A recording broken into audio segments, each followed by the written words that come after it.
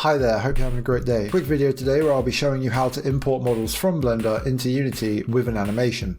I'm also going to write some placeholder code so you can see how to trigger the animation within code itself. If you like game dev content, then please subscribe, I would appreciate it. And let's get on with the video. Here we are in Blender with the model I created in my last video with the little shooting animation coming out the end here. Now I already made a mistake. If I was to export this now, when I import it into Unity, it's going to look like a pancake. To avoid this problem, you need to select all your objects, press Ctrl A and apply the scale. You may also need to apply the location and rotation data too if that's looking a bit iffy when you export it. Issue is though, when I do apply the scale and then press the animation button, it breaks my animation. You've always got to remember to apply your transforms, your location, rotation, scale before you do any animation work. I figured it would be a good idea to show you this mistake just in case you're having a similar issue with your model not looking quite right when it's in Unity. If you know how to fix animations once you've done this, then please let me know in the comments. I was playing around setting the origin in different places and moving it about in edit mode, and I couldn't get it to look how it used to. So I'm just going to take a moment to recreate the animation quickly. Okay, I've recreated the animation and the model is now finished. So you take the finished model animation, you go to File, Export, and FBX. On this screen you only want to have mesh checked unless you have an armature, lamp, whatnot that you want to import in. I only want to export my mesh, so I'm going to click on this mesh button here and then I'm just going to press Export FBX. We jump over to Unity now. Go find the FBX file we just exported from Blender and drag it into your asset window down the bottom here. And then we should be able to click on it and drag it into the scene and all should be right. It is very tiny, but then we just make it a bit bigger and there is our turret. Now we need to sort out importing the animations. We click on the model that we just imported to our assets file, and over here on the right, under the animation tab, we have an animation here. The play button, we can watch our animation playing in this tiny little window that I am covering up. As I was saying, down in this tiny little window, we can see our animation playing.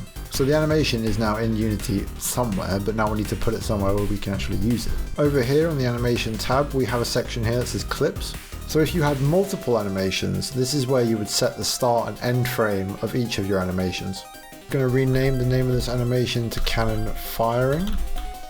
And now if we open up the drop down of the object we imported before, we'll see here is the cannon firing animation.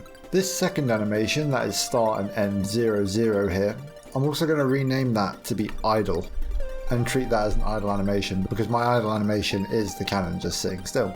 We now right click in our assets window, go to create and find the animator controller down here and create one of those. We're going to name it turret animator, then we double click on that. Here we'll be taken to the animator page. This is where all our animation states are controlled. Open up our imported models drop down, find the idle animation and drag that in. Find the cannon firing animation and drag that in. Right click on idle and click make transition, then click on your animation. Now we want to go over to here where our parameters are. And we want to click the little plus. I'm going to use a trigger to activate the animation. So we create a new one of those and name it. I'm going to name this one cannon firing. Click on the little line that we made before or the transition arrow. In here we're going to click on the plus for our conditions and there is sitting cannon firing. We also want to right click on cannon firing and make a transition back to idle. Go back to our scene view, jump onto our model that we've placed into the scene here, and we want to drag our turret animator onto it, which will then give it an animator module. I'm going to put the animator to the side here just so I can show you what is happening. So we hit play, open up the scene view, the idle animation is just sitting there like this. When cannon firing gets triggered, the animation plays, jumps back to idling. So now what we want to do is we want to be able to trigger the cannon firing trigger here within code. And my next video where I make this turret aim at the player and shoot, we're taking the code that I write here and just plopping it in there to make the animation play. I'm going to create a new C# script and call it temp turret animation trigger. And I'm going to drag that onto the turret enemy model. I'm going to open that up. Here is our temp turret animation trigger. I decided to just put it on a timer so I can show you how to trigger the animations. We have three variables up here. We have animator. We have string trigger name, which then needs to match exactly to the trigger name you've placed in your animator. And then we have float time holder, which I'm going to use to just hold the original time so we can count back up to it. And then we have a serialized float for timer. And then in start, we go and get our animator off of our object using get component animator. And we set time holder to equal timer just so I can keep resetting back to whatever the initial time was. Then in update, we do timer minus equals time.delta time, which will make the timer count down. Then if timer is less than or equal to 0, animator.set trigger name. This is how we set the trigger to play our animation. Then we set the timer back to whatever it was at the start using the time holder. If you created a float, integer, or bool, then instead of doing set trigger, you would do set bool, set float, or set whatever you selected. To save this and jump back into Unity, I've set the timer to be 5, so every 5 seconds the animation should be triggered. And we should be able to watch the timer tick down.